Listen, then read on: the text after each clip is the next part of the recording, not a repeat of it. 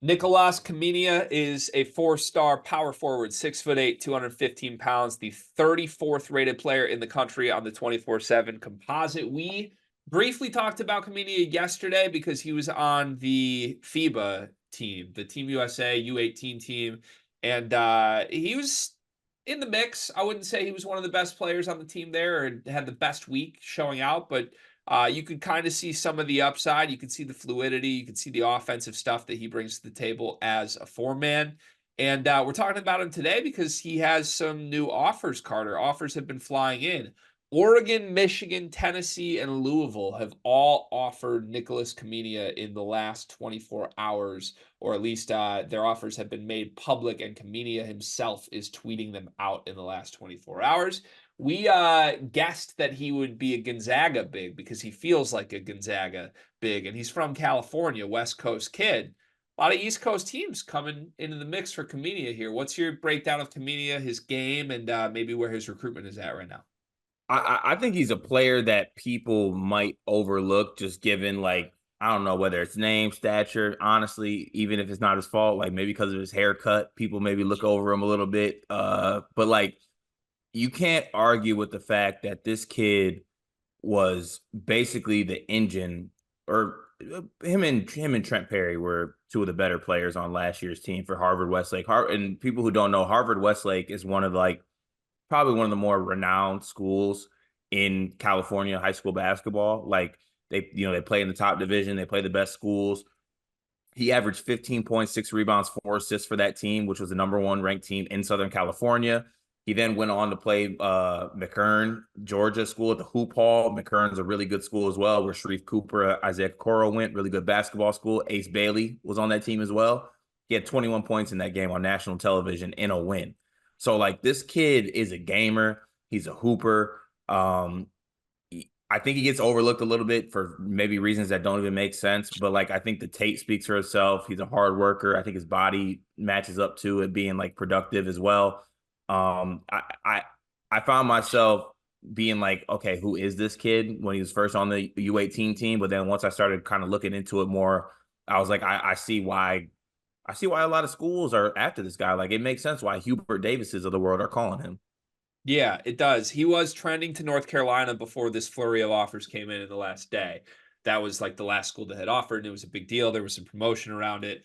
I really like Khamenia. He has some like movement shooting stuff. Like he has a nice fadeaway, good shot, good touch in general. I think the passing is what makes him most intriguing to me because like as a true like power forward type, like he is sort of a point forward you can run offensive stuff through. Like he has good vision, he has good playmaking chops in general, and I would be curious. Like, I don't think he's a guy you're going to go to like a blue blood and feature right away, but I think it's a guy that ends up finding a decent sized role in the offense given how well he can pass and play make for others along with his shooting. Like, he's a really, really skilled prospect. There was one specific game in the research I was doing for this. It was Columbus versus Harvard Westlake. This was back at the end of December of last year. And in a game that included Jace Richardson, Michigan State commit, the Boozer brothers, Caden and Cam Boozer, and then Khamenia and Trent Perry, who's a Kentucky commit. Khamenia was the best player on the floor, leading scorer in that game, 19 points, chipped in 2 rebounds, 2 assists, and a steal. So, like, that kind of shows, like, okay, he's not overwhelmed by all these, like, stud five-star types and has the That chops. that's also kind of a theme with him. It's like, oh, he comes into this game, no one, and he's a high ranked kid, but like someone's always like, oh, we got to worry about Trent Perry, or oh, we came to see this other kid, and then you leave that game like, maybe there's a reason why this kid is a top 20, top 40 prospect in this class. Like he's that good. Yeah. Do you think he's appropriately rated? A lot of these guys we come on, we're like, is he underrated? Is he overrated? They have him in the 30s, like mid 30s on all the composites. I think that feels about right. 30 feels about right to me. Like fringe 5-star kid feels about right. Yeah, I think like very high 4-star is what he feels like to me. I do question a little bit like what's he gonna do defensively? Because I think he's undersized to be a true big. Like you have to play a center next to him, in my opinion. And I kind of question like what's the foot speed, what's the athleticism. really, really skilled, but I think that would be the one thing that holds him back from being 5-star status to me. I had sort of thought he was going to be a West Coaster given Gonzaga was on him and he's in California. A lot of East Coast schools on his list, though. A lot of Big Ten schools on his list. Illinois, Iowa, Michigan, Minnesota, Nebraska, all on his list. And now I guess UCLA and Oregon count too. Is this a kid that someone in the Big Ten could pluck out? I did you see the quotes from his article after his visit to Gonzaga? No. So he mentioned Illinois being in there, and he talked about how Brad Underwood pitched him to be Marcus Demas, Terrence Shannon type wing for them. Wow. So they're pitching him on like guard Yeah, stuff. they're pitching him on that. UCLA was mentioned in that as well. He's got a close relationship, obviously, given being a California kid. He mentioned the Mick Cronin relationship. UCLA enjoyed his Gonzaga visit as well, and then he mentioned USC and Hubert Davis in that, I believe, amongst other schools. But yeah, Brad Underwood was pitching the come be the Damask, come be the Terrence Shannon. I would not offer be the Terrence Shannon to Nikolas Khamenia. I think that might not go well. Maybe I can see Damask, but let's not have Khamenia do Terrence Shannon like things on the court. We don't want that.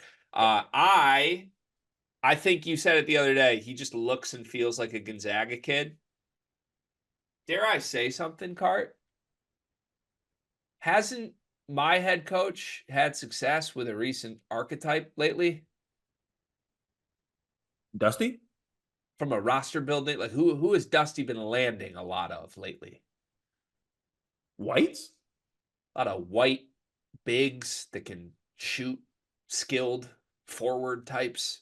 Maybe a little Danny Wolf, maybe a little Sam Walters. Like this is kind of right in Dusty's wheelhouse since he took the Michigan job. I don't know. Just kind of like it's a logjam because Wolf and Walters will still be on the roster for a year, but like I don't think I'm going to count Dusty out with a stretch 4 white guy.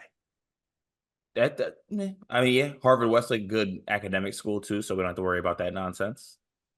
Thank God. I could see it. Did they offered? I'm guessing they offered in the last 24 hours. Yeah. Okay, Dusty. Yeah, that's Dusty's swooping in now that he missed on Jameer Watkins. He has time and dollars to spend. Offer God. Where does he go? Make your case. I'm gonna say for some reason he ends up in the Big Ten with UCLA.